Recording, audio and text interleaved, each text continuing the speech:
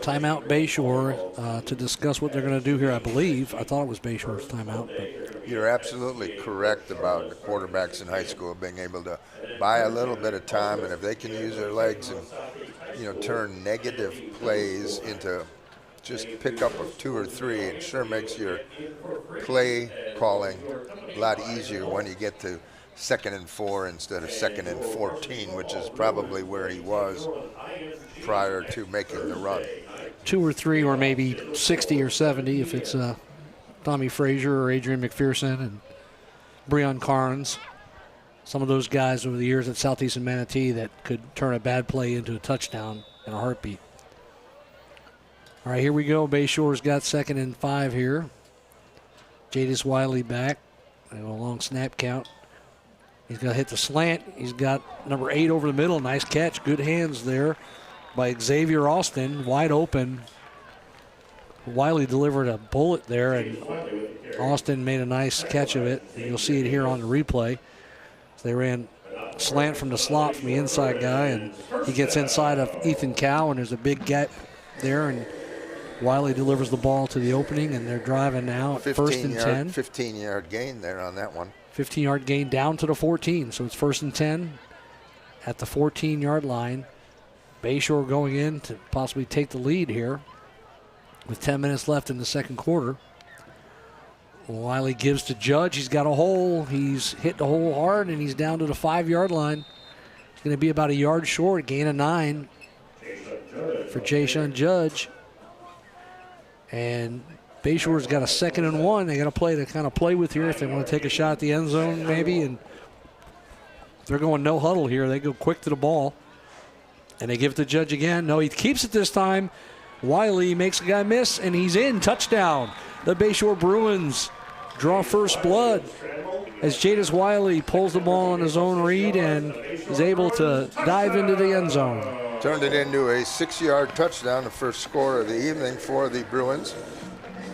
He rode the zone read in there, kept the ball, and got it in. That's 2 carries for Wiley. Good read, good call, I think, down there. They went quick. They didn't give Bayshore or Braden River a chance to really realign. And after that 9-yard run by Judge, he jumped right up on the line of scrimmage, kind of ran the same play to the other side, but this time he pulled it, and now we've got number 21, Winston, attempting the extra point. Ezel Winston. We've got a illegal substitution on Bayshore. So they're going to have to move back 5 yards. Normally that would not be a factor, but after seeing Winston's kickoff, I'm not so sure that the extra points are that automatic here. And over the history of Bayshore the last couple of years, kicking game's been a definite issue. Although Bayshore scored on the run there by Wiley, I think they had completed probably 3 passes in a row to get down there, showing you that they would really like to throw the ball more so than run the football tonight. And they mixed it up nice on that drive, and that ball kicked low and tipped, and it's going to be no good. The extra point attempt is no good. And with 9:34 remaining in the first half. So the Bruins score first. They go up 6-0. Both teams entered this game 2-1 with a 2-1 record.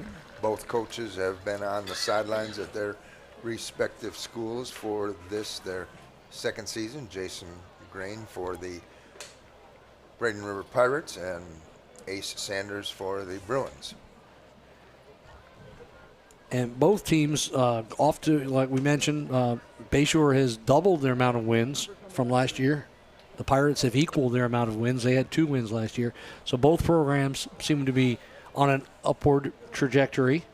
That win last week for the Pirates was an enthusiastic experience for the whole high school. They were, we were sitting on their side doing the broadcast, and the fans and the students really loved the situation, especially after the 45-minute delay that we Lightning delay, yeah. That was. Let's hope we don't get one of those tonight. So far, so good. Weather's beautiful.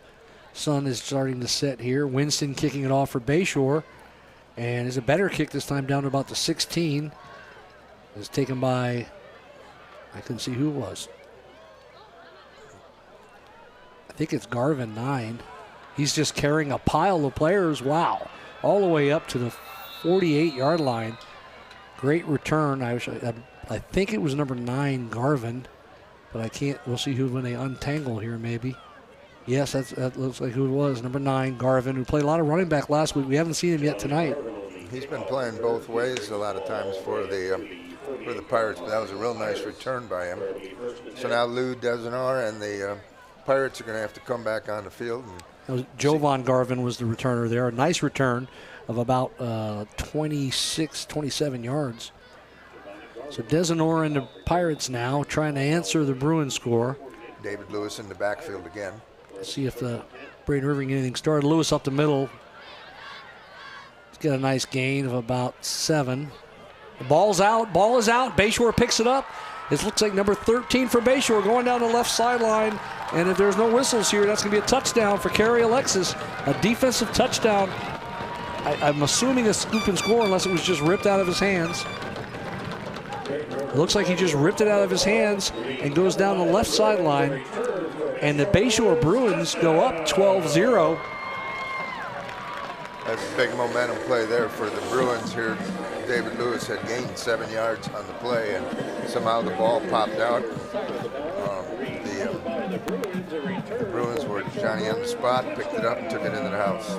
It looked like he was fighting for extra yardage and being held up, and Alexis just ripped the ball out of his hands. I think we couldn't see the ball in the air at any time or on the ground. He just kind of came out of that pile with the ball.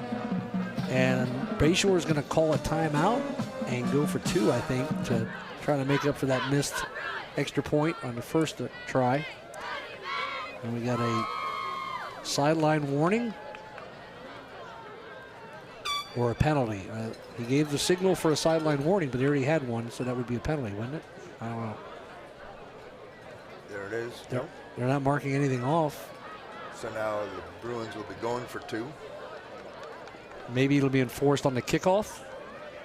Could be a penalty that's enforced on the kickoff.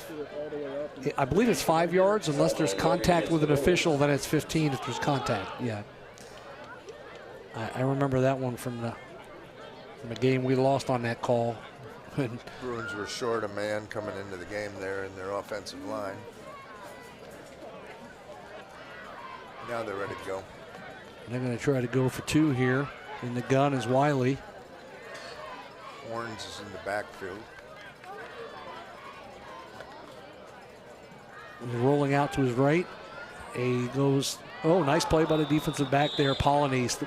He tried to stick it in there to number 5, Thomas. Throw was maybe a hair behind him, not really behind him, but it was out in front.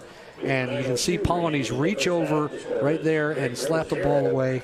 Great job. Very good man-to-man technique there as he followed his receiver all the way across the formation and got his hand out there and knocked the ball down. So we got 9:02 remaining. Bayshore up 12-0 here. Braden River has struggled to get anything going offensively. And it looks like they're going to mark off the penalty here on the kickoff. So it's a 5-yard penalty. It is going to be 5 for the sideline warning. Last week, the Lakewood Ranch Mustangs were playing the Pirates, and the Mustangs turned the ball over 3 times to the Pirates. Tonight, in the first 15 minutes of the ball game, the Pirates have done that to the Bruins. They have turned the ball over 2 times, one of an interception, and then the more drastic one, that last scoop and score. So Winston will kick off for Bayshore once again. And it's a squibber towards the sideline, taken by Ethan Cow at the 30. He goes straight upfield, gets to the 35. It's a good tackle there by number 2 for Bayshore. Devon Scott, free safety senior, making the hit over on the sideline. Good field position for Braden River, though, 35.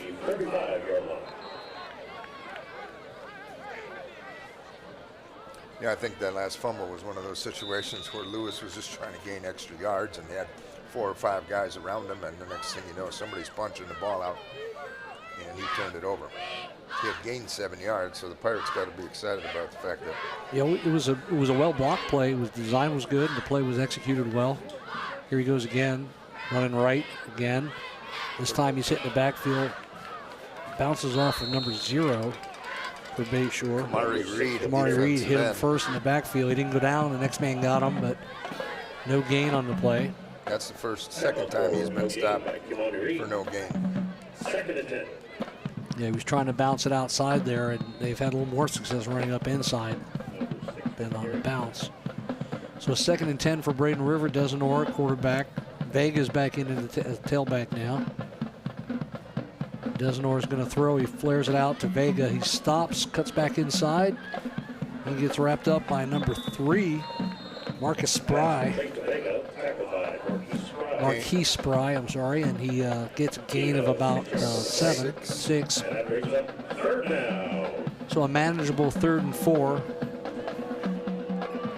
For Lou Desenor and the Braden River Pirates. Vega staying in at the tailback position this time, wearing number 82.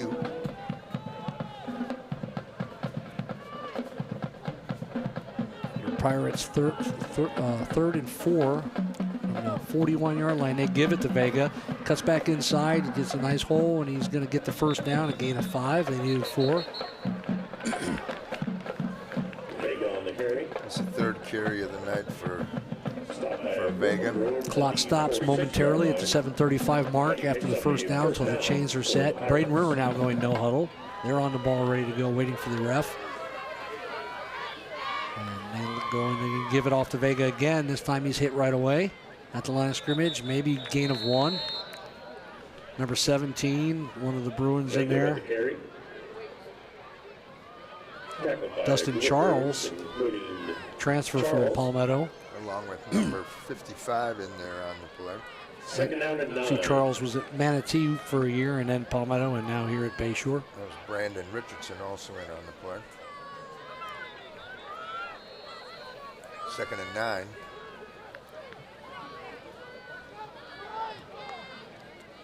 Desenor gives off to Lewis. Big hole through the middle. Runs over the safety, and he gets away. He might go all the way. We'll see how healthy that hamstring is. He's going to score. Touchdown, Braden River. Number 6 with the carry. By 48. Touchdown, I think it was a 48-yard touchdown run or 47, somewhere around there. I would say he made up for the mistake Yeah, on the fumble. he was running with the intent of making up for the fumble, wasn't he? Yes, he was. And He ran over the safety in the secondary. Huge hole through the line, so he was going to get the first down anyway. But then when he got to the second level, he just bowled over the safety, bounced it out to his left, and outran the defense. And the Pirates get on the board at 12-6. Esteban Benjude, he of the game-winning field goal last week, comes on to kick the extra point. Number 11 for Braden River.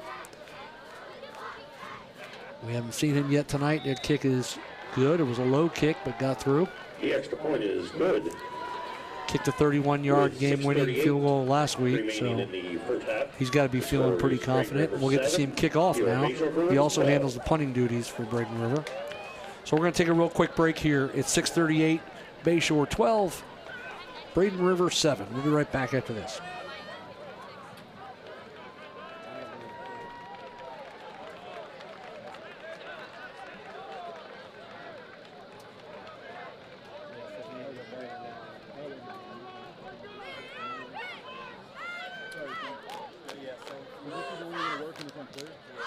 Next week, Friday, the cross-country team is going all the way down to Northport for the Northport Invitational event. Tickets for all home athletic events this year at Bayshore are on sale at gofan.co. Special thanks to Team Doctors from Coastal Orthopedics, Carrabba's of Bradenton, Tandem Construction, and our stadium side sponsors, and all of our alumni in attendance at tonight's game.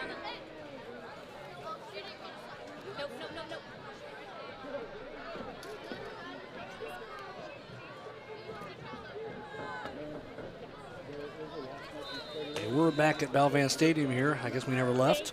There's also a water break there, so we tried to take a break there. With that 47-yard touchdown run, that gives David Lewis 95 yards already rushing on 9 carries so far this evening. There's a pooch kick from Braden River taken by one of the up men at Bayshore. That might be a horse collar there. I didn't see a flag come in.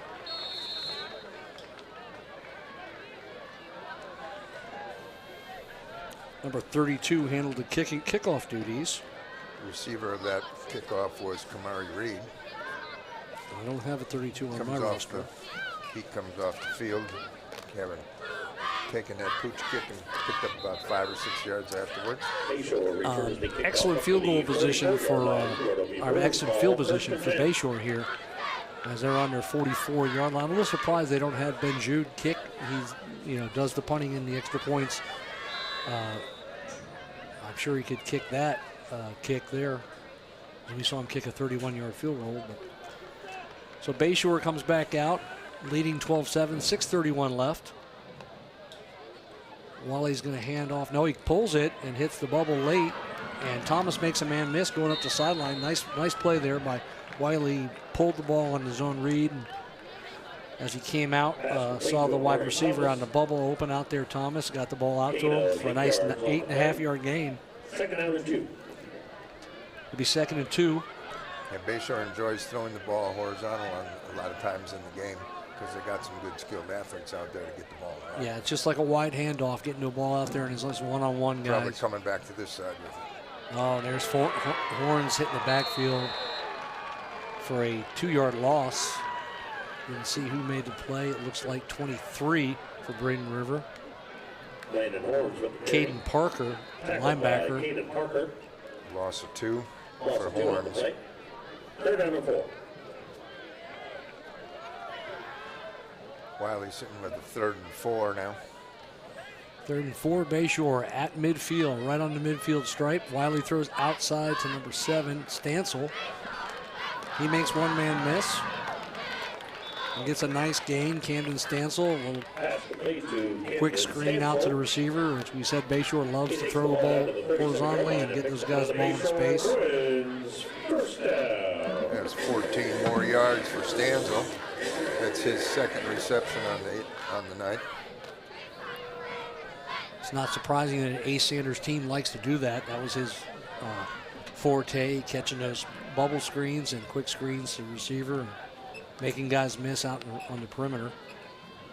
They give it to Horns again, and he's hit right away by Freedom McNeil. Freedom McDaniel. Freedom McDaniel. I did that last week, so it's your turn this week. Freedom McDaniel. McDaniel. That's the first time we've called his name tonight. Yes, it is. It's unusual. But, well, I think it has a lot to do with what the game is, throwing wide versus running the ball. Yep. And that's his first tackle right now. Yeah, last week he was all over the place against Lakewood Ranch, but they were not getting the ball out on the perimeter as frequently as Bayshore has.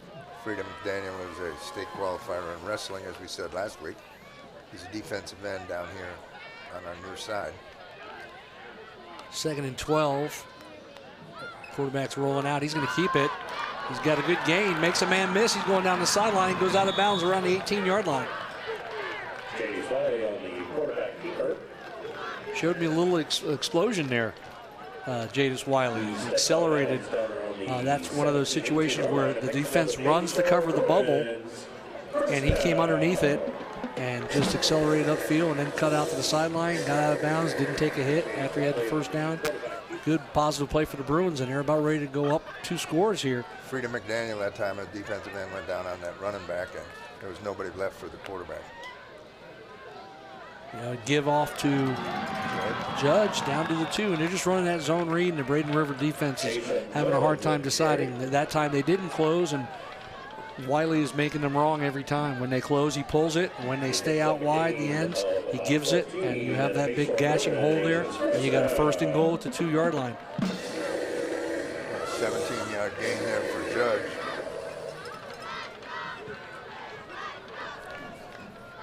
Judge still in the backfield with Wiley.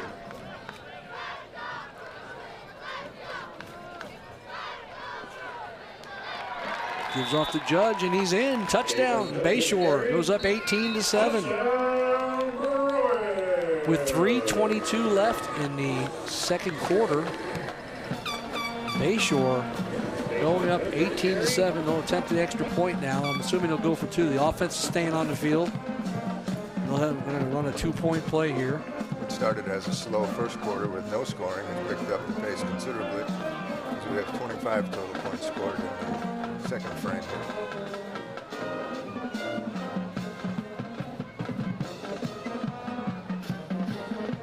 Wiley's quarterback again, and Judge in the backfield with him. Go with a compressed formation here as they move the receivers in, 2x2 but tight. And Wiley's gonna looking at flat. He's got a man, and it's caught. It's like number 8 out there. Xavier Austin on the out in front of the end zone.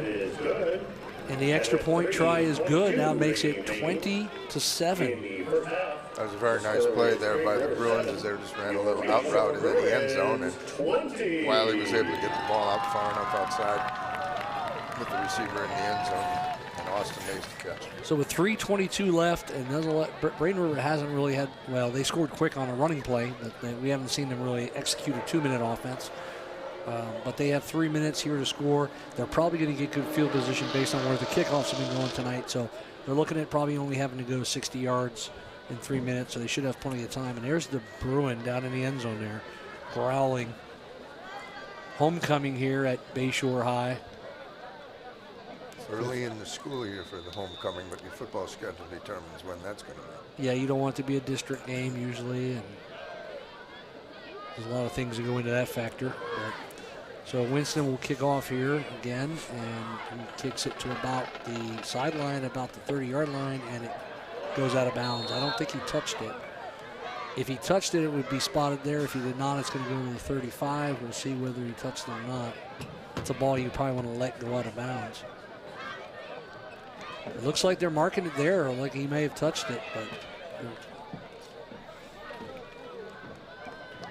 I didn't think he did. But well, the last time the Bruins scored, Braden River Pirates came right back and scored, so now they got that challenge for them one more time.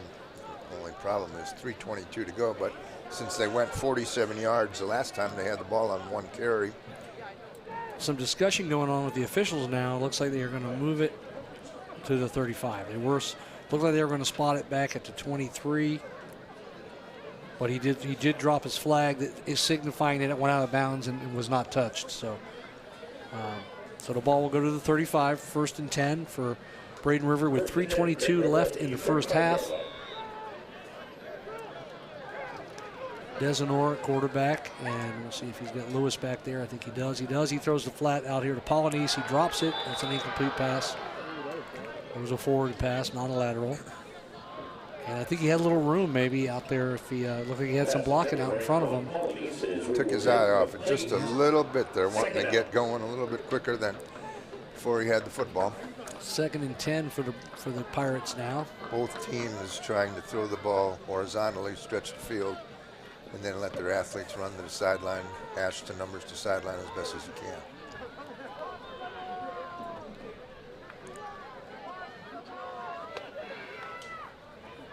And Lewis, big hole, hit by a linebacker after a gain of about 2 or 3. Gain of 3. Lewis on the carry. Will be 3rd and 7. Gain of 3. 3 minutes remaining, and Braden River not working fast here. No sense of urgency yet with, as we go down to the 2:50 mark in the first half.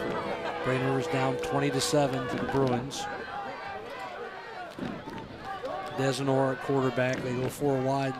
Braden River is 4 wide. 3rd and 7. He's back to pass. He's in pressure. He throws. It's picked off. That might. Oh, I thought he was going to score on that, but it's tackled by Morris or by Lewis there in the flats. Interception there by Devon Scott. He's a senior free safety. Yeah, there was some miscommunication there or confusion as to where the receiver was going to be.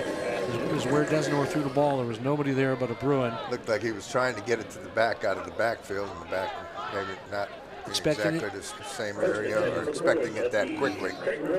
And he was under pressure. He was under duress when he got rid of it. But now Bayshore in great shape to go up by 3 scores here. That's the 3rd turnover in the first half for the Braden River Pirates. And Bayshore has 1st and 10 at the 24-yard line, or 29-yard line, I'm sorry. I'm waiting on the official here. Wiley in the backfield, want to get a score here with 2:30 remaining. Plenty of time, especially down here at the 30. You don't really have to rush. You know, just run out the half and try to score. And they're going to give it right off the bat to Judge. He goes up the middle and he runs through tacklers, and he's finally brought down by the safety or corner after an 11 or 12-yard gain. He's looked really good running the ball. We mentioned earlier in the year he was not playing much at running back. And last 2 games he's gotten to play more and more. It looks like they found themselves a back here. 1st and 10 for the Bruins at the 16-yard line.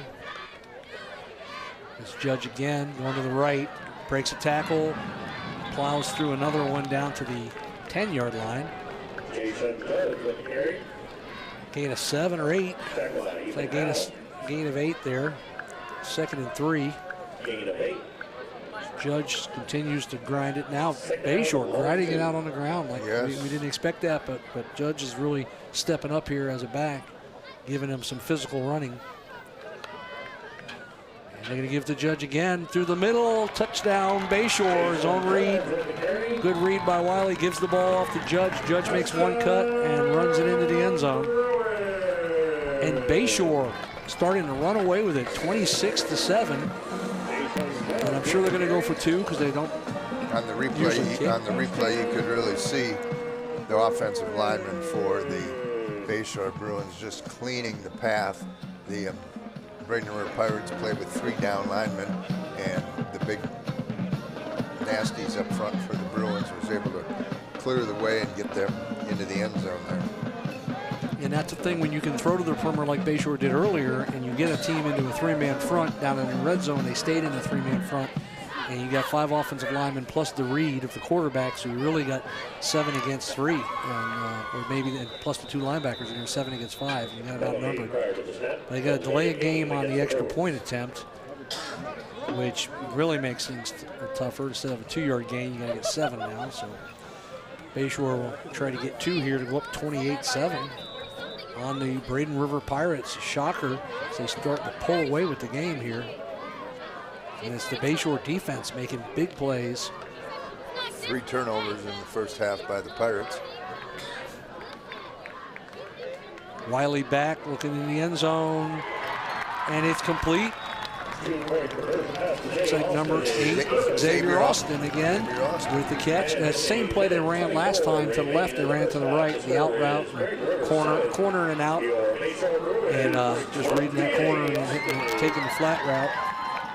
Yeah, very good throw there by Wiley again. Looks like they've been down there practicing that as their 2-point conversion play. They did it to both sides very, very nicely.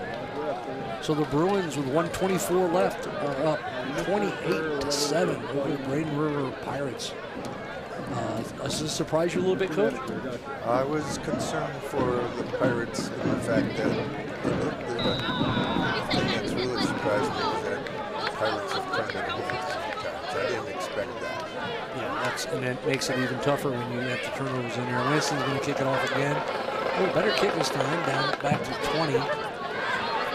And it's like number 9, Jovan Garvin. Hit hard, goes down at the 33-yard line. Tripped up around the 33-yard line, where it'll be 1st and 10 for the Pirates.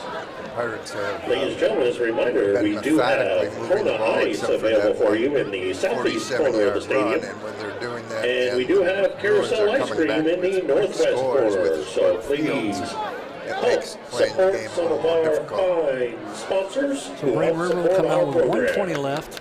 They good field position, 33. You got plenty of time to maybe try to get down for a field goal or a touchdown here.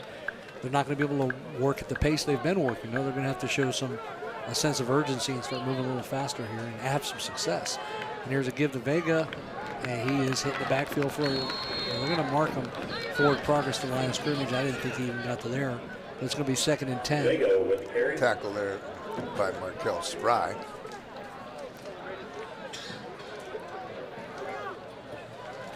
Tackle for a loss of 1. 2nd and 11. Loss of 1. Okay, they did lose a yard.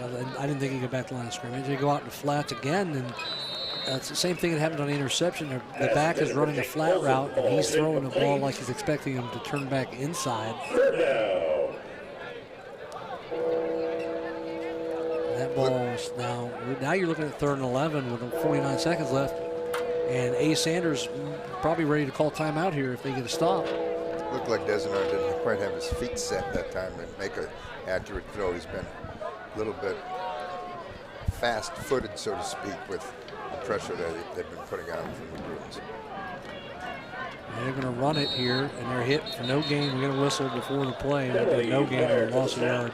That's a false start on start against Braden River. Braden River, and they probably should put that 4 seconds back on the clock. 5-yard penalty will make it 3rd and 16. And an injury on the play. Official timeout on the field. The running back was hit and slammed down pretty hard on the play as the whistle blew.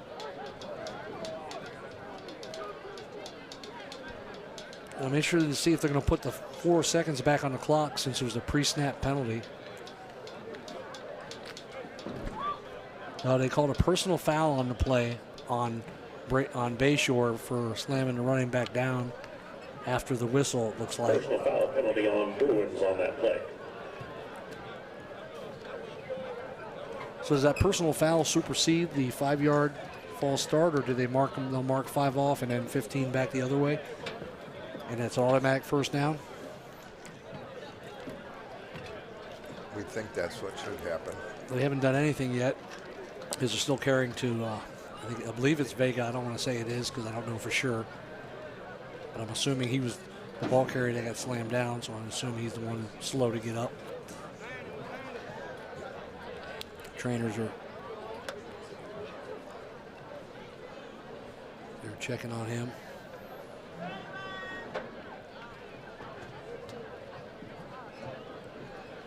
We have 45 seconds left. It is 82 for Braden River. As he sits up, you can see that. Just Tyrese Vega.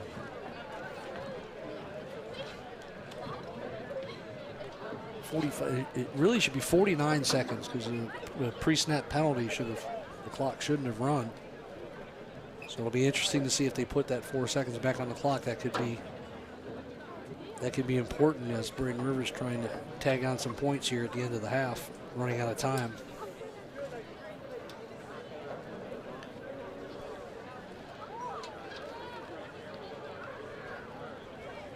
See if we can get some scores for some other games here while we wait for the injury here.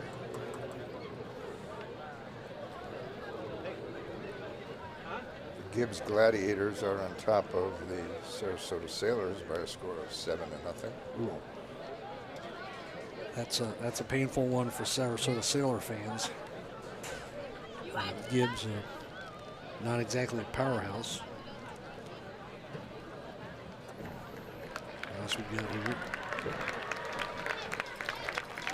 Vega is up and walking slowly off the field, being escorted there by his head coach and a couple of trainers and student trainers. Southeast up 30-3 over Lakewood Ranch. On the other side of town there, Cardinal Mooney 35-3 over Berkeley Prep. It's a big win for Mooney if they can hold on. That's a tough game. Buellholz and Manatee 3-0 in the second quarter. That's a low-scoring game. Palmetto up 14-0 on Parrish. That's a big battle north of the river. Riverview 21-0 over Melbourne Central Catholic.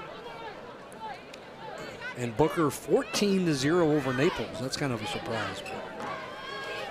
So we get the yardage marked off, and it ends up being a net 10-yard gain for Braden River. They did put the 4 seconds back on the clock. It's 49 seconds. So Braden River will have a 1st and 10 at the 43-yard line with 49 seconds. And Desenor is back to throw, and he's going to scramble. He's in trouble, goes back, reverses his field to the right, throws behind the running back, tried to get it to the running back in the flat there when he was rolling out. It's incomplete. So it's going to be 2nd and 10 with 41 seconds. That play took 8 seconds with Desenor scrambling back there. I think he was trying to hit Lewis out there in the yeah, after flat. He changed direction, he sees Lewis in the flat, tries to hit him, it's behind him. And that's been consistent. That's the 3rd one I've seen where he's throwing a ball in the flat that was behind some. behind the intended receiver. Yeah, he's run the play. I think that was kind of a busted play, but it ended up being the same situation that has fallen incomplete the last 2 times. So Desenor this time gives. He's wrapped up right away by a host of Bruins. No gain, maybe a yard. They gave him maybe a half a yard. And A. Sanders does call timeout. Number 55 in there on the play, Brandon Richardson, a big defensive tackle for the Bruins. Second time tonight we've called his name. Bayshore calling timeout there. Wanting to force the Braden River into a punting situation and get the ball back for his offense. Coach Sanders is probably feeling pretty good about the offense right now. And no doubt about that. They've been able to move the ball in the second quarter The cross-country team is very successfully. successfully. Early tomorrow morning. I'll tell you, one thing I can tell you about A. Sanders as a player, having coached him for 4 years, is he has unbelievable confidence in himself and his team, whether he was a player or a coach. And he honestly believes after they lost that first game this year that they're going to go 9-1. He'll tell you that. He means it. Well, he's demonstrated it here in the second quarter. They've taken advantage of throwing the ball horizontally just a little bit downfield and then pounding it that last drive with Judge carrying the ball and Wiley doing a good job reading the zone read concept. Yeah, and Breon Carnes, his quarterback's coach, who was his quarterback when he was a receiver at Manatee for 4 years. Going up the sideline, looking for number, I think it was 1, Sinelli, I believe, and it's incomplete. Ball's a little high. I couldn't see if it was 1 or 4. It's a single digit. That was Sinelli, who was the intended receiver. Now it's 4th down. That plays into the hands of Ace Sanders and the Bruins as the 22 seconds left. And Esteban Benjude will come on to punt. And who's back for the Bruins? Is that 10? or is it 22, Landon? I don't know who it is. I haven't seen 10 all night, Nasir Dixon. I don't know if he's not playing tonight. He's been a big weapon for Bayshore the last couple times I've seen them play. Oh, good kick by Nice Benjude. And it's taken by the Bruins. Looks like 11 was the return man back there. Good return. Robert Coleman, he's a sophomore. Sophomore wide Robert receiver. Coleman. Good acceleration there. Got to the outside and got about 15 yards on the return. Gets out to the 35. So with 11 seconds left now, I know Coach Sanders has confidence in his offense, but I don't know if you want to do anything too ridiculous here and have a negative play spoil all the success you've had in this game so far. Might be good to just take a knee and go back and say, let's see if we can't get a few more in the second half as compared to trying something that could be dangerous. Or here. maybe hand it off to Judge or throw a screen to a receiver, something very safe, get the ball out quick so your quarterback doesn't take a hit, and then see if you pop it or not. And that's what they do. They give it to Judge up the middle. You know, if he pops it for 30 yards, then maybe you hurry up and try to get a field goal. If not, you take it in. And that's just what they're doing. So the Bayshore Bruins, 2-1, under our head coach A. Sanders in his second year, are now leading Braden River 28-7 at the half. We'll be back after half. Until then.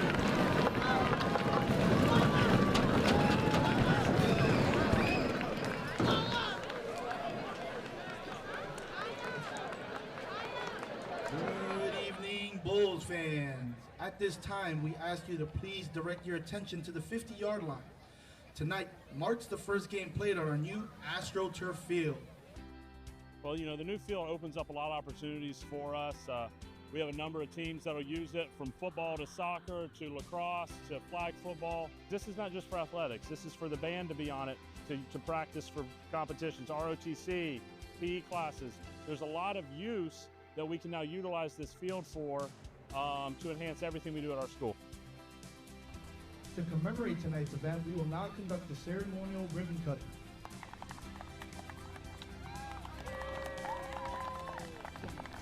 On behalf of the students, staff, and families at Pierce Community High School, we thank the school board for their vision to provide this new field so all our student athletes can reach their goals and achieve excellence. It's great, you know, when we have the school board and leadership that we do that supports our students, supports our athletes, supports our community. Welcome to Bayshore High School. It's our first home football game of the season on our brand new turf field. The field and the academics, I think, go hand in hand. So we're all about academics and kids being as successful as they possibly can, but we also want kids to be engaged and want to be here at school. In order to play sports, they have to be academically successful to be eligible to play. Please cut our ribbon.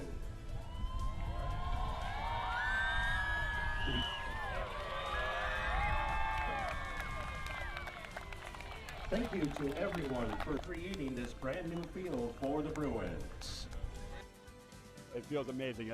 It's been a long time since Bayshore High School football has been this energized about a season. The community has been behind us. They've been buzzing about what's going on here at Bayshore, and they've been excited to get out and see our what all the buzz is about. And we got a huge crowd tonight, and we're excited to see what we're doing here at Bayshore High School.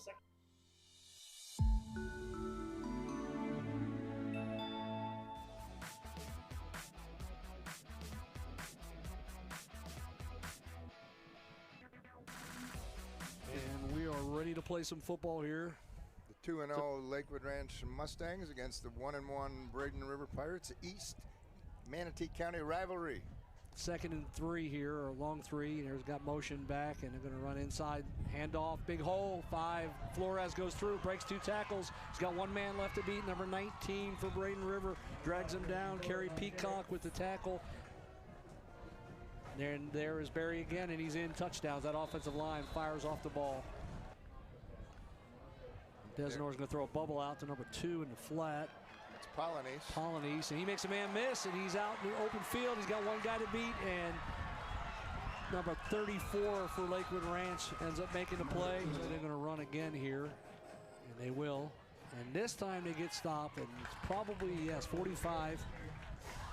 Freedom McDaniel in on his 2nd tackle of the game. Desinore's back to pass.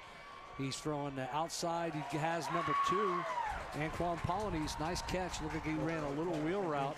The ball was thrown on the back shoulder. Polynice did an excellent job. See, he runs a little out and up on the wheel. 2nd and 5. He's going to throw again. He's looking in the end zone. He's got a man open, slightly underthrown. And the Lakewood Ranch DB comes up with the interception. Looks like number 20 or 31. Judah Galicieri. It's not like Monday Night Football, so we don't know. Little pop pass there to Polynice to the outside. Whoa. Camarion Jones and Judah Galicieri, who made the interception, has made a couple of big plays tonight. With no free safety. They give off to Barry, and he's stopped for a big loss there by, you guessed it, number 45, Freedom McDaniel. 3rd and 9. Desinore back to throw, up the seam to 4 again. This time Polson catches it. He's hammered, and it's going to be a targeting call, but he held on to the ball and made a great catch. The safety gets up slow too. That's Camarion Jones after the big stop on 4th down. And they're going to give it in the backfield. No, he does give it, and he's still going. Eli Berry, ball is out. The ball is out, and Braden River's on it. And it's going to be Braden River ball at the 25-yard line, and just like that, Braden River gets new life. Emptied the backfield for Desinore. And he goes up the seam to number 1. Sinelli catches, and he drags a defender down to the 1. Touchdown. Braden River. Nick Sinelli catches the ball up the seam and drags 3 Lakewood Ranch defenders into the end zone. Low snap, give to Flores. Straight ahead. Ball's out. Lakewood Ranch has it. Number 60 for Lakewood Ranch with the recovery. Traver's going to go back to pass. He's looking out to the flats. He throws to 7. He's got a completion. He makes a guy miss, comes back to the middle of the field, making guys miss. He's going to get about a 15-yard gain there.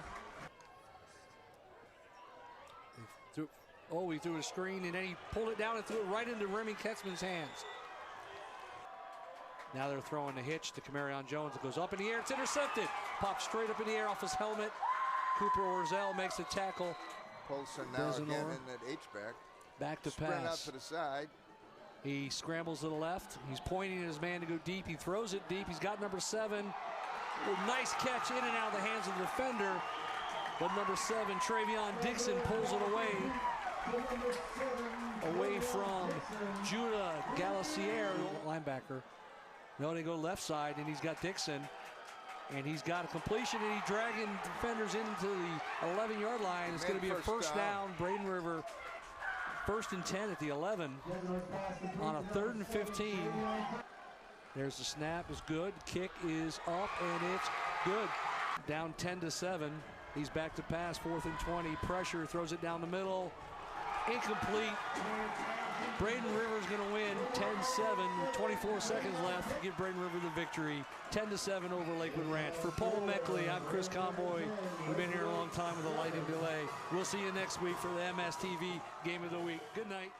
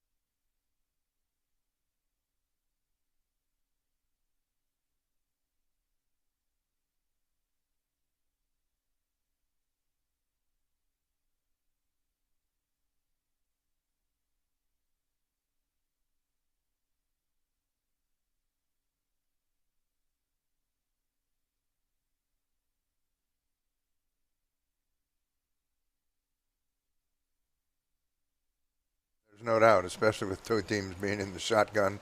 Snaps are going to be a question because it just came out of nowhere, and it is coming down hard. I think if I was Coach Sanders, the way Jason Judge has run the ball tonight and the job his offensive line has done and Wiley is in his decision-making on the read, this would be a good time to just run that in this downpour here and kind of skew the passing game for a little bit until although it is letting up a little bit now. It was really coming down for a while there, and now it's starting to get a little easier to see. The view you have here is from in the press box because we had to bring the cameras down from the roof of the press box. They're shooting through the glass. They're doing a great job. Our crew running around getting the cameras secured and covered, and great job by the MSTV crew and all the student workers from MTC and Bayshore High TV production classes. So the Bruins are going to start out on their 33-yard line, and they do just that. They give the ball to Judge up the middle, and he's hit in the backfield, but he bounces off of one man, and then Freedom McDaniel makes the tackle, throwing him forward for about a 5-yard gain. So it's a good gain for Bayshore. It's the second tackle of the game by Freedom. And Judge running downhill, just positive yardage on every play.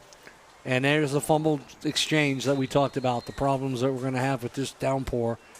So the Bruins go back and lose a couple yards. So it's going to be third down. In the first half, Judge carried the ball 8 times for 54 yards. There was a gain of 6, and now they put one on the ground on the exchange. So that would be a team yardage loss, though. We won't count that against Judge. Correct. Since he fell on the fumble. Was not his fumble. It was the fumble. The exchange was actually on the snap. I think he bobbled it.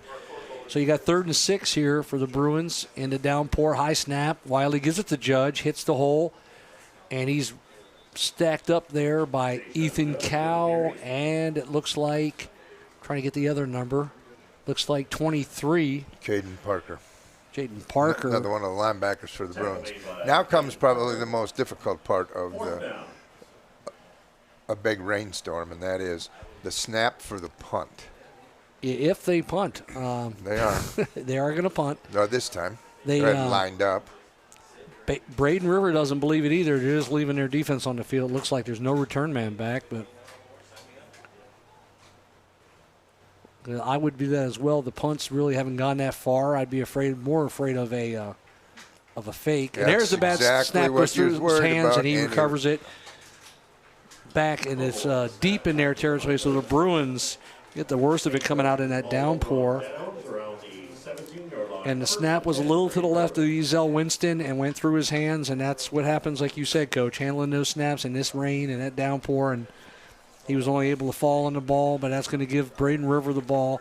And this is just what Coach Grain and Braden River Pirates need to get back in this game. Down by 3 scores is to get the turnover deep in Bayshore territory. Now they need to capitalize it and see if they can make a game out of this. Shorter field for the Bruins, or for the Pirates. That's going to give them a chance to hand the ball to their big running back, who should be a good mudder on this synthetic turf field. Yes, David Lewis, we say coming back from injury, 100 yards rushing, 104 in the first half already for Lewis. He did have the one big fumble where the ball was ripped out for a scoop and score for Bayshore, but he's been very effective running the ball. I'm sure we'll see and there's a snap through the quarterback's hands, and Desenor gets back and recovers it, and it's a big loss. So you may want to get under center here. I know a lot of these teams don't work on it. We were a big gun team at Manatee, but we did snaps under center in the red zone, and we did it at the end of the game, and we did it in situations like this. It's definitely something I would suggest that every team practices, but many of them do not. That's a loss of at least 12 yards on that play. Yeah, I'm surprised that Breon Carnes hasn't adopted that philosophy. We do that every day, center quarterback exchange. Under center, and there's a handoff to Lewis. And he gets a nice short gain there of about 2 yards. And they're in 4-down territory here, down by 3 scores. I don't think you'll see any field goal attempts. So it's going to be 3rd and 21. 3rd and 21 from the 30-yard line. Can't get it all in one play. You got to play for, just a positive play. Inside receiver on the top, now being covered a little bit closer. There they go to the running back again. That's intercepted. That ball just went up in the air, and that's going to be a pick 6 I can't see the number, but he's going all the way. The ball just slipped out of his hands and shot up in the air. And Bayshore Bruins go up 34-7. It looks like number 8. That's Xavier Austin, who's caught two-point conversions already tonight, now on the defensive side. Making some big plays, and that ball just slipped out of his hands and helicoptered up in the air. There was no receiver anywhere near there. That's why I said you can't get it all back in one play. You got to be content maybe to run the ball there in these conditions, and we saw what can happen there. That little flat pass that they've been trying to do to the running back out of the backfield has been not as successful tonight as it was last week for the Pirates. And I don't think that was I don't think the back was even out there. I think he was trying to hit a slant, and the ball just slipped out of his hands and went in that direction. I don't know if we can get the replay on that down in the truck, but that's the 4th turnover this evening. 4 turnovers, for the Pirates. 34-7. Now you start looking at a running clock situation, possibly if the Bruins can put another score on the board. Last week, the Pirates were the beneficiaries of 3 turnovers by the Mustangs from Lakewood Ranch, and now it's just gone the other way. Gives the Judge to the right side, and he's in for a 2-point conversion. It's going to be 36-7. Bayshore. It's a 29-point lead. 35 gets you that running clock.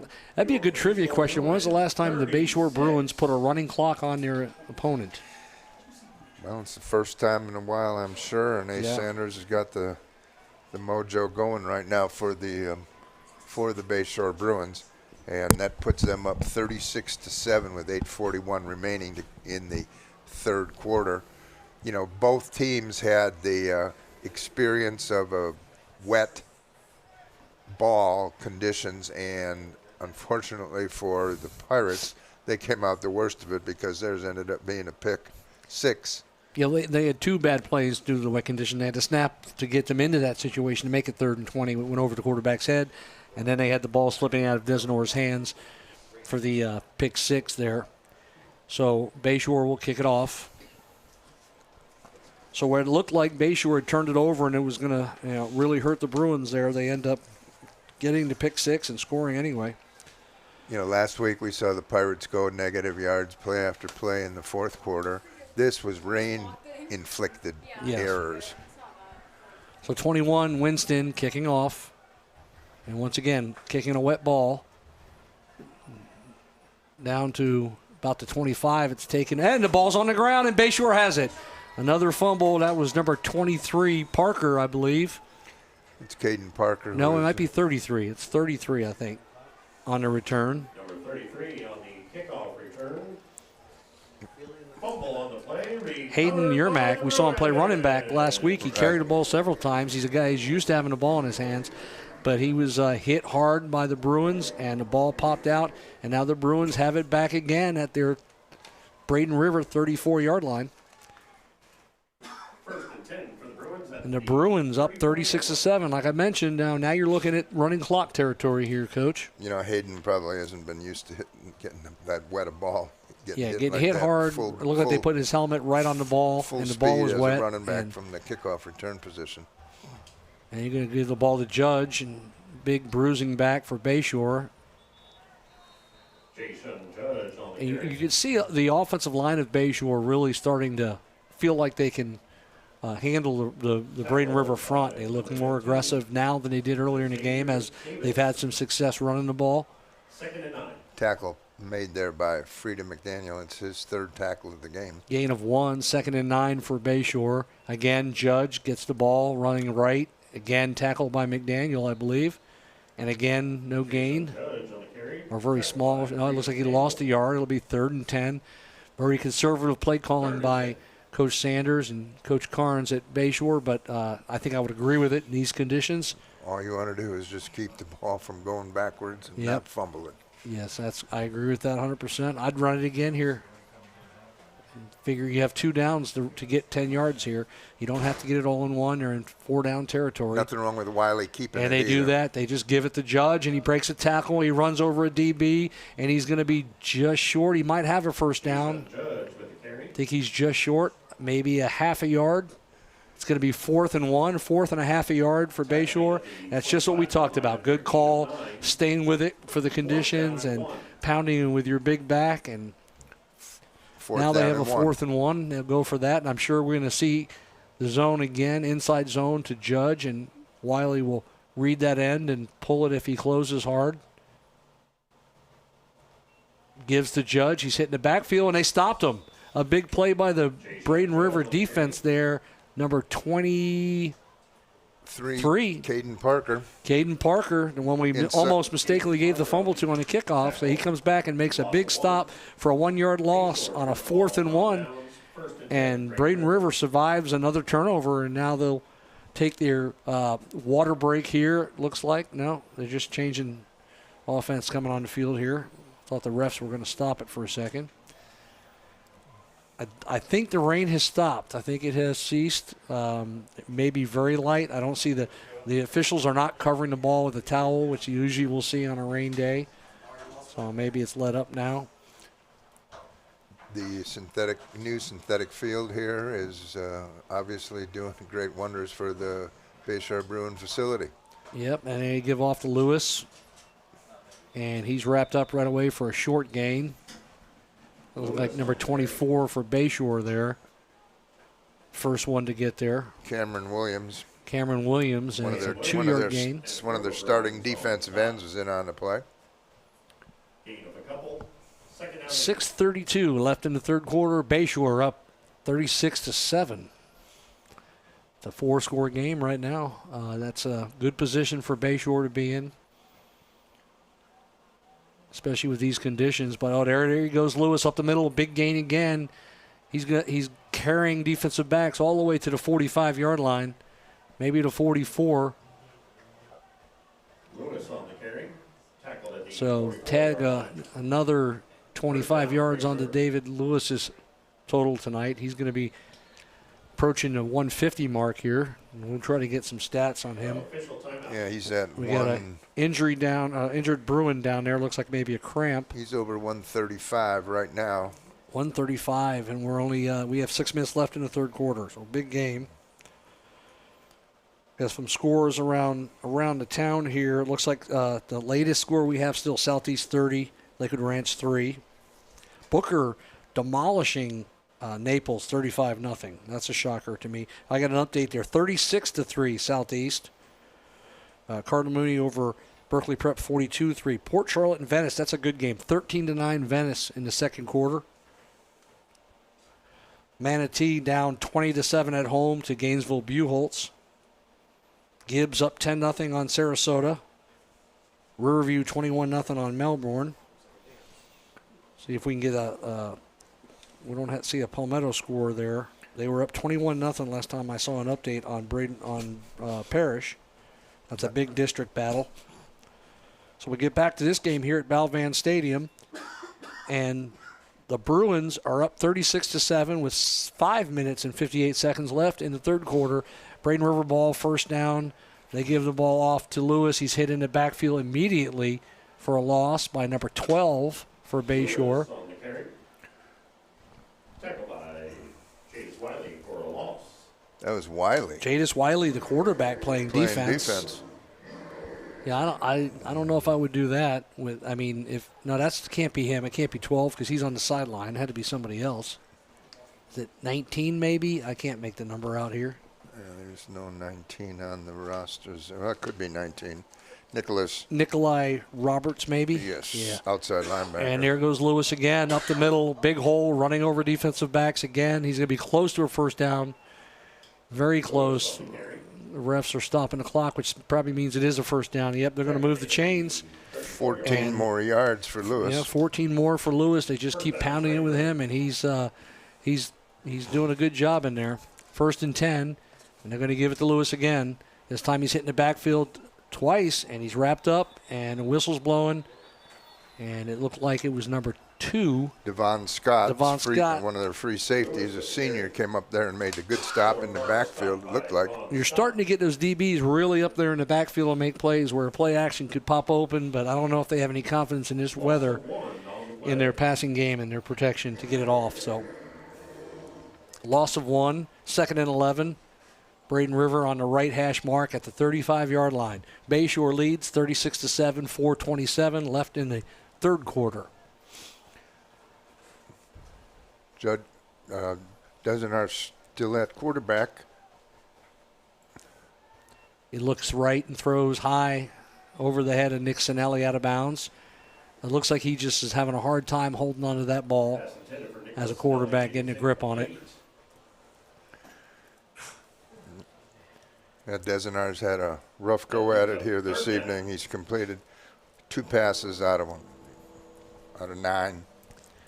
2 for 9. Now it's a rough night, and it just got worse when the rain started. So now he's got a wet ball. It looks like the rain has stopped now.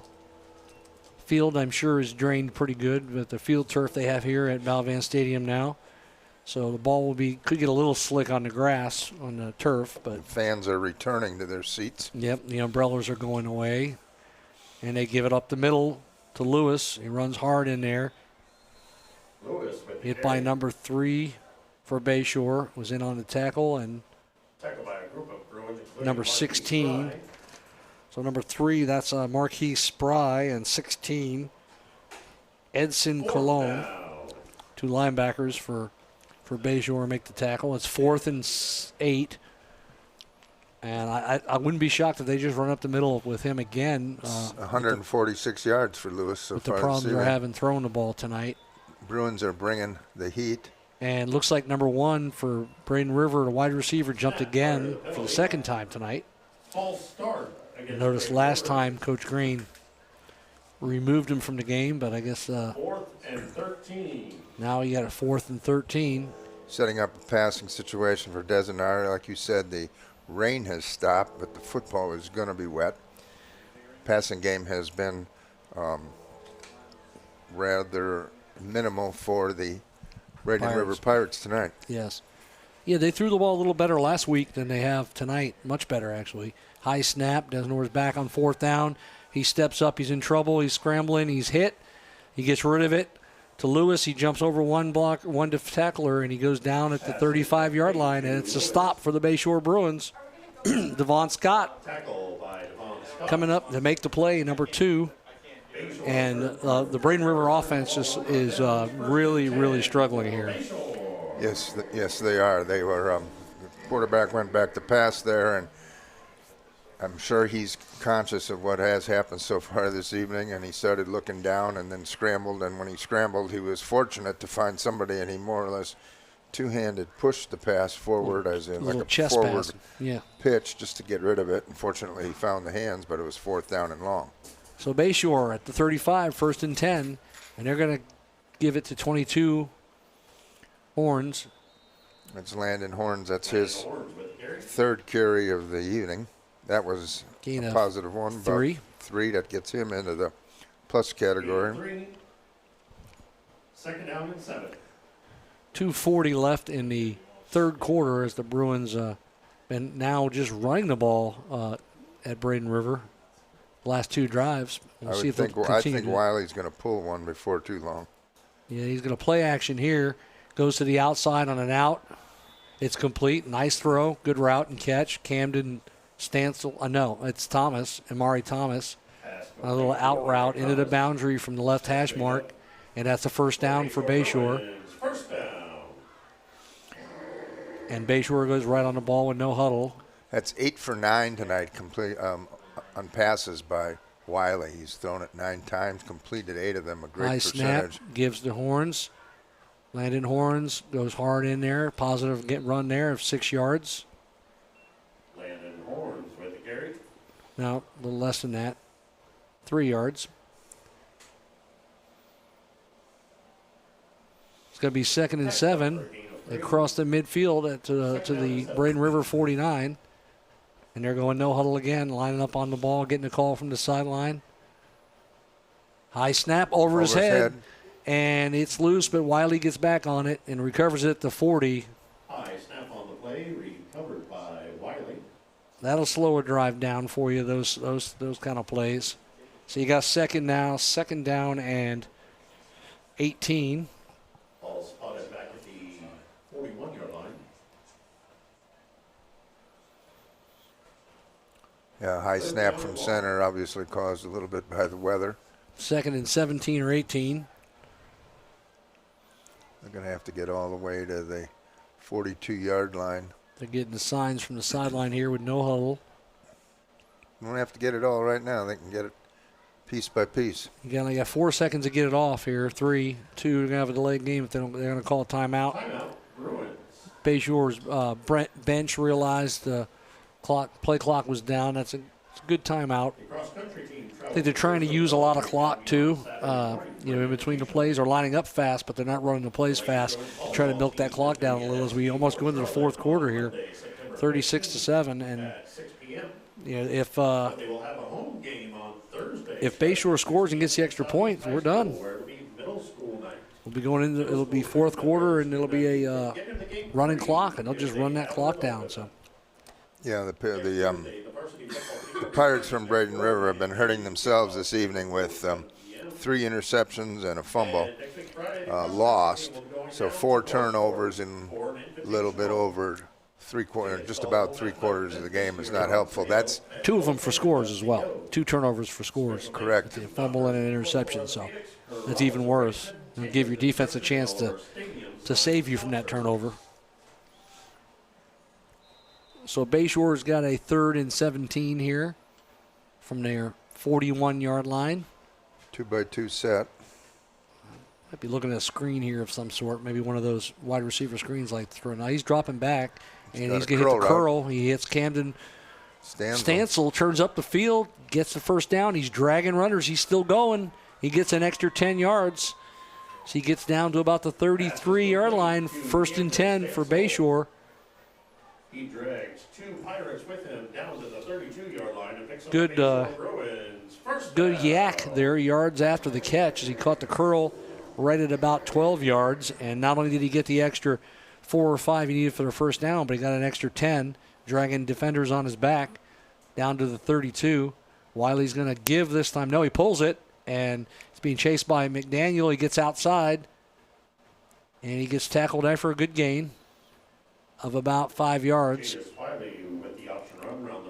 That's his 5th carry tonight for 41 yards. Wiley again, he only has the 1 incomplete pass, and that was the first ball he threw tonight. Wow. Every ball since then has been caught. No, he's played an excellent game, and his decision-making on his own reads has been good, and when he does pull it, he's looked explosive as a runner. Been very impressed with the senior transfer, Jadis Wiley. He's really progressed since I saw him earlier in the year. And that brings us to the end of the third quarter. As we're going to go to the fourth quarter. Like I said, 36-7. A Bayshore score here will put us into running clock territory. We're going to take a break. We'll be right back after this.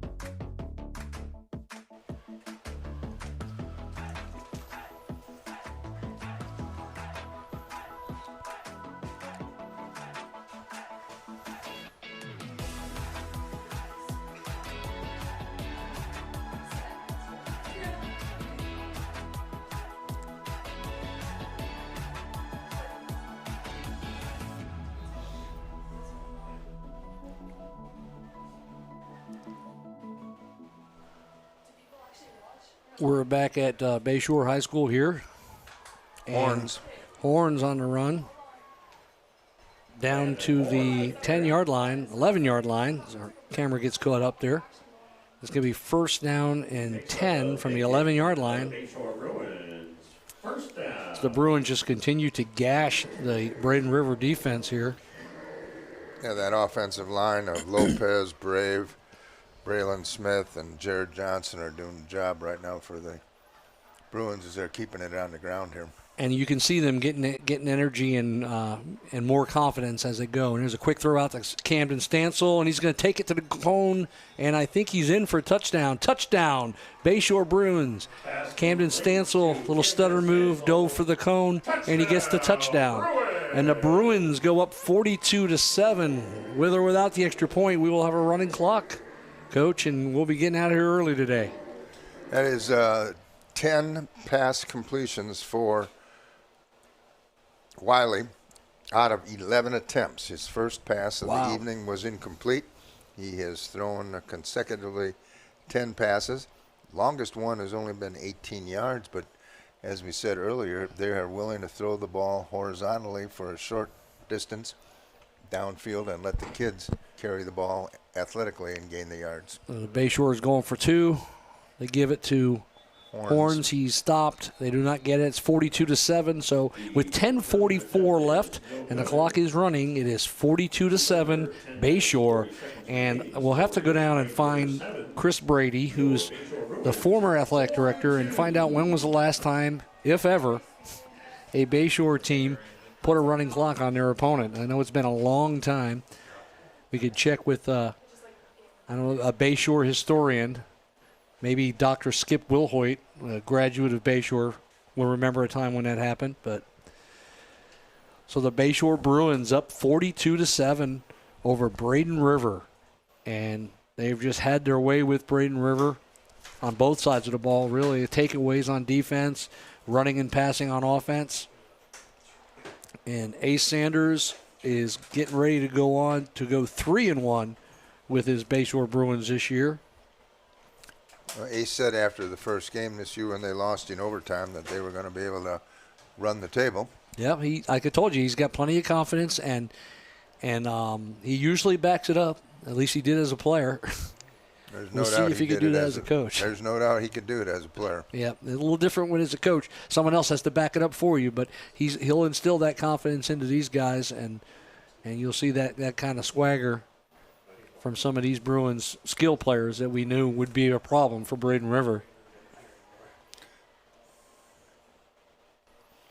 I'd be remiss if I didn't mention Mr. Stephen Brownfield working the gate tonight for the 10,000th consecutive Bayshore event. I don't think I've ever set foot on the Bayshore campus without seeing Stephen. And the general manager and director of football operations, David Stubbs, down there running the concession stand, and former wrestling coach and world-renowned credit recovery teacher. There's the kickoff from Bayshore down to Garvin, Jovan Garvin, and he bounces it outside to the 40, breaks a tackle, and he's going to get close to midfield. He'll be taken down around the 48-yard line. And I just... Looks like next week the Bayshore Bruins are going to be going just across the street to play a game maybe on Thursday against one of the IMG squads. Yeah, that is not the top IMG squad. That's IMG State, not IMG National, so that'll be the number 2 or 3 squad. But if Wiley plays the way he did tonight, there's a lot of teams they can beat on that schedule. They could be 8-2 or 9-1, I think. Looming down the road a little bit for them are the Booker Tornadoes on the 26th of September. That was the one I was thinking when Ace said that. I looked at the schedule and said maybe 8-2. I don't know about 9-1, but you never know.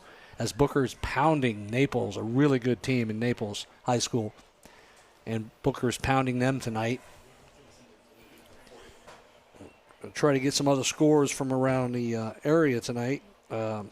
Riverview's up 35-7 on Melbourne Central Catholic, but a 1A school playing a 7A school. That's unusual. So we have a delay down on the field. Seems as though we're having a little clock situation.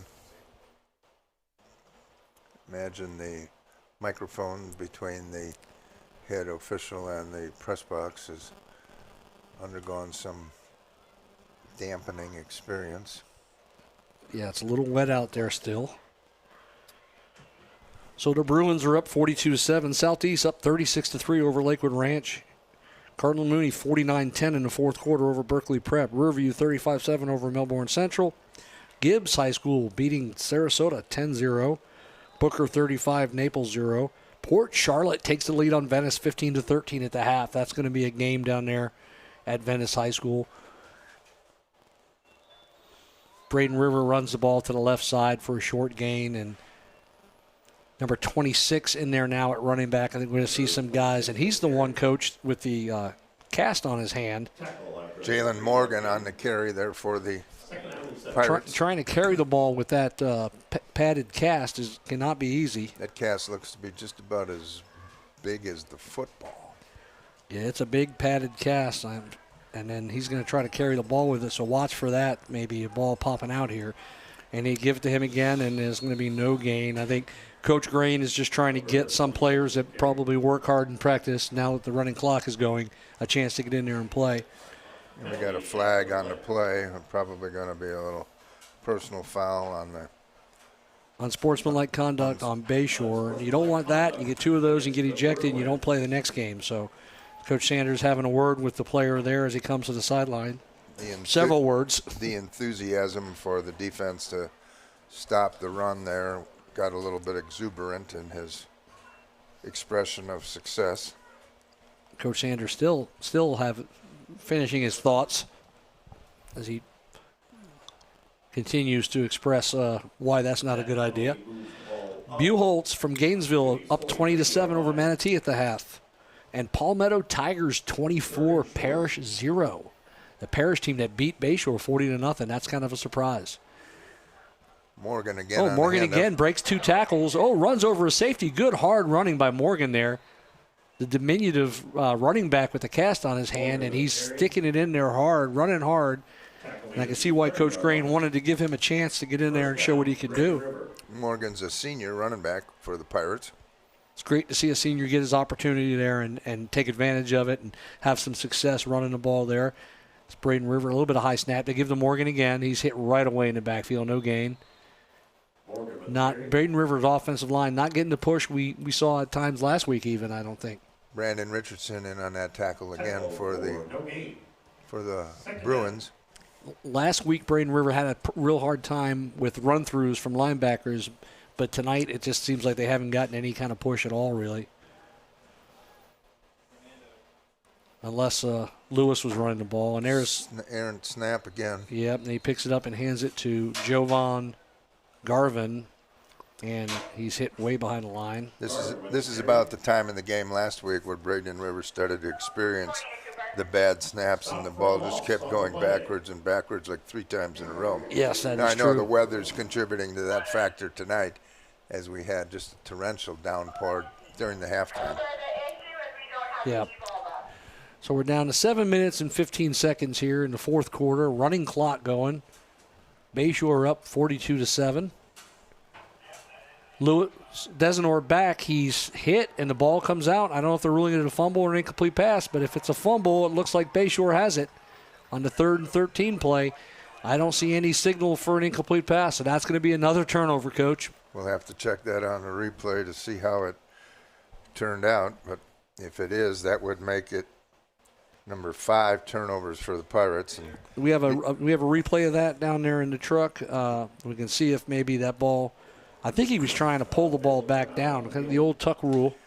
Going to have a hard time winning football games turning the ball over 5 times. Yeah, that is true. Very difficult. We saw that last week when Lakewood Ranch turned it over 3 times, and the Pirates were the beneficiaries of that. The table has just been turned tonight, and they're the ones turning it over a total of 5 times. And Bayshore's really taken advantage of those turnovers as they've taken 2 back for scores, and the other ones have set up some scores. So a scoop and score and a pick 6, correct? Correct. Well, we don't know if it was a scoop. It might just been a rip out and score. I don't think the ball ever hit the ground. I wasn't on that sideline. They could probably see it over on the Braden River sideline. That was on the far side of the field from us here. And really like the way the field turned out here that they put in here at Bayshore. Really looks good. The logo in the center and the alternating green I like every 5 yards. It's a good-looking field. There's all the schools in Manatee County that have had the changes over the last 3 years make them all look nice, and very attractive place to be excited about playing football in. Bayshore's field, the regular turf that they had become very, very sandy, and it was difficult to get traction going, so I know they were happy to get the new field. Yeah, we came out and watched practice last year in Coach Sanders' first year and walked out on the field, and we saw firsthand the condition of the field. And I think at that point it was late in the year, and the district knew they were replacing it after the season, so they'd kind of stopped maintaining it as well, so it got worse even faster. We still have an injury timeout. This is the one thing that will stop the clock during this and scores. Will stop it momentarily. As we have the running clock going with Bayshore up by 35 points here in the fourth quarter, 42-7.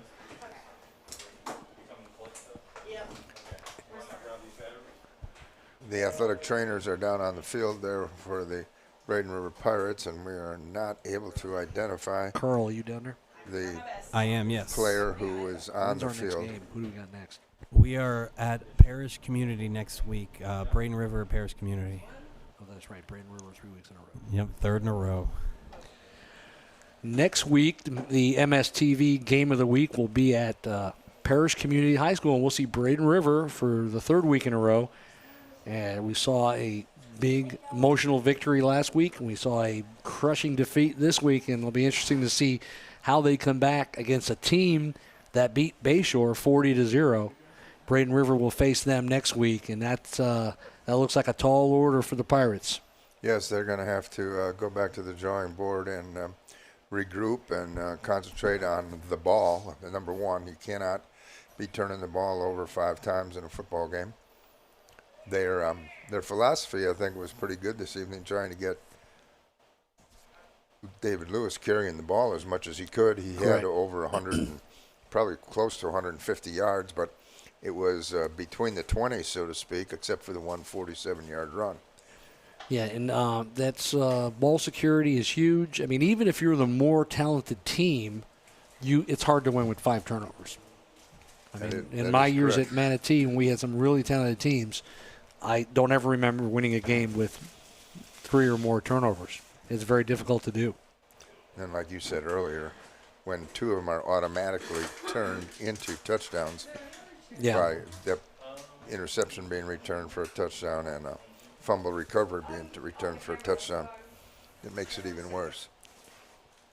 Well, the Braden River Pirate is at least up. Sitting up, taking his helmet off. And off. a lot of times you'll see that on a loose ball as guys are diving in for the ball. They get hit in the neck area or the head, and that's what it looks like they're looking at. I don't want to just guess, but so your Green Bay Packers off to a great start this year, Coach Meckley. That's going to be exciting for you. It's kind of fun to watch. They are tremendously fast on defense. They are running to the football. Jordan Love's doing just enough, but can do a little more and have a little more success. But if you'd have told me when the schedule came out that they would be 2-0 as compared to 0-2 against the 2 teams that were playoff teams last year, I would have thought that would have been a tall order. But so it looks like Jackson Perkins, number 78, the center for Braden River, is going off the field slowly here. He is up on his own power. he's a 6-foot junior.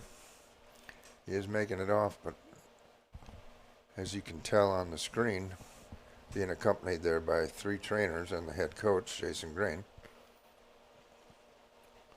Sure appreciate the athletic trainers that put in hours and hours and hours of time helping the athletic teams in Manatee County. Yeah, to provide the a safe environment for the competition. In not only just games, but practice as well. That people don't realize those trainers are here all hours of the day and through rain delays and lightning delays and heat delays and don't get to see their families very much. We've had one at Southeast High School since, I believe, 1991, the same one. JK. John Carl. A salute to him and Yeah. all the Manatee County athletic trainers and all the trainers at every school. Yeah, a lot of the players I know are probably closer with the trainer than they are with some of their coaches after they graduate. You know, see them come back to see their trainer that used to tape their ankle every game or every practice. And so it's 4th and 12. Braden River throws an out route. They complete it, and he goes out of bounds 9 yards short of the first down marker. So now it will be Bayshore ball with 6:04 remaining, clock running. I would think you just see some running and maybe even a backup end. If I was Coach Sanders, I'd try to get somebody else some work. Well, he Just- did that with the last series. He gave the ball every play to Landon Horns. I'm talking about a quarterback, though. I'd like to see somebody else. They're not doing that, Do but they have another quarterback? you got to. What if he gets hurt? What if he gets a cramp? You got to have somebody ready to go, a running back or a receiver, get him some reps. As a matter of fact, we used to do that with Ace. He was our backup or emergency quarterback at Manatee. That's how he ended up on varsity his freshman year. We needed him to come out for a scrimmage so we could have an extra quarterback. He was like, "What? Me? I don't want to go to varsity. I'm only a ninth grader." And he ended up starting all 4 years. And they're going to throw. Wiley coming out throwing, deep out, incomplete. Roughing the passer is going to probably be called. And that's what could happen. You could get your quarterback hurt and you forget that 9-1 prediction if Jadis Wiley goes down. And throwing the ball up by 35 with 4 minutes left and a running clock, you're going to get some guys on the other side of the field a little angry, and they're going to take some cheap shots like that. And Besides that, you ruin his passing percentage. That's right, but it's a good way to lose a kid for the year. He was. He's now 10 for 12. That is the second incomplete pass of the evening. So it's a 15-yard penalty on the roughing the passer. It'll be 1st and 10. Just grind the clock and go home and get out of this wet weather. That would be what I would recommend, especially when, like you said, they may not even have another quarterback. If he takes another shot like that, who knows what happens. Now they go back and give the ball up the middle. I can't see who it is. It looks like 10. Yes, it is. That's 10, and that's who I've been looking for all night. He was a big part of their offense earlier in the year. Nazir Dixon, who's he's an electric athlete. I don't know if he's been injured or he's in the doghouse now, not playing as much, but he's explosive. He can make guys miss, and there you see it right there. I told you he's electric, and he's going to go down to the 22-yard line.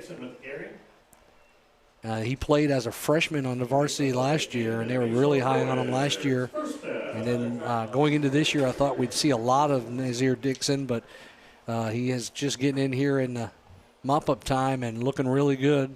As Braden River is pretty much defeated at this point. They give it to Dixon again. No, he's going to bounce it. Oh, makes a guy miss and cuts back and runs into traffic there. Gets tackled for a 1-yard gain. With 3:20 left as the clock ticks down here in a running clock at Balvan Stadium, the Bayshore Bruins up 42-7 over the Braden River Pirates. Early in the season in the kickoff classic, I think Dixon was carrying the ball quite a bit for the Bruins while Judge was playing mostly defense. Correct. That's what I said earlier in the year. I thought we were going to see a lot of him this year, and he's a guy you want to try to get the ball to. And they're going to throw to the end zone, and it's broken up. Nice defense there by the Pirates. Yes, good play there by the corner. 3rd down. For Braden River. Might have been Polonese. Looks like it's Polonese. Can't see that far. He's in a dark corner of the end zone. The field is new, but the lights are not. And there are a few dark spots in those corners where it's hard to see the numbers. We've got 2:28 to go in the game. 2:28. Clock is running.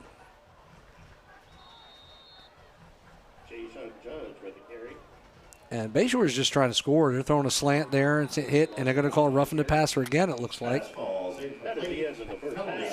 Maybe it's holding. Holding. I think it'll be holding on 77 for Bayshore. Declined is 4th down. When you're up 35 and you still have your starting quarterback in, you probably start thinking about letting somebody else throw a little bit or get under the. Like I said earlier in the Manatee Southeast game, Coach, we are dinosaurs. The days of running out the clock, I guess, are gone. You just try to score as much as you can, and if you lose your quarterback, you lose your quarterback. I guess that's the approach that coaches take nowadays. He gives off to, can't see who it is, 27 maybe, or is it 22?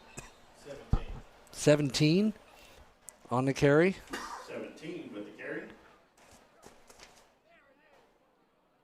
Dustin Charles. Dustin Charles has been playing defense mostly. But It'll be 4th and 12. We're down under a minute now. Yep, down to a minute. Good evening, Bayshore High School. Welcome to one of the most exciting moments of I our just believe in running the clock down and playing as few snaps as possible at the end of the game so you reduce the chance of injury for your players. But in this situation, he's going to throw over the middle. It's complete. Number 11 with the catch. He bounces off of one defender. They wrap him up. He's going to get stopped at the 5-yard line. It's going to be a 1st and 10 with 29 seconds left as the clock runs. Robert Coleman on the catch.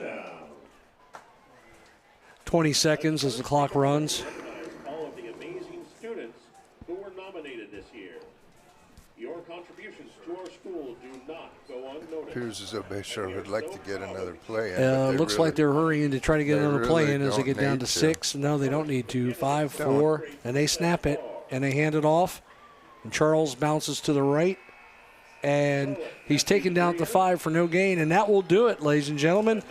The Bayshore Bruins homecoming victory, 42-7 over the Braden River Pirates. Through the rain, through it all, the Bruins put a running clock on the Pirates, go to 3-1. The Pirates drop to 2-2, and the Pirates will head to Parish next week, where we will have them against the Parish County Bulls, or Parish Community Bulls, I'm sorry. And that's it for tonight. For Paul Meckley, I'm Chris Conboy. Good night. Jerry Ellis Rivera.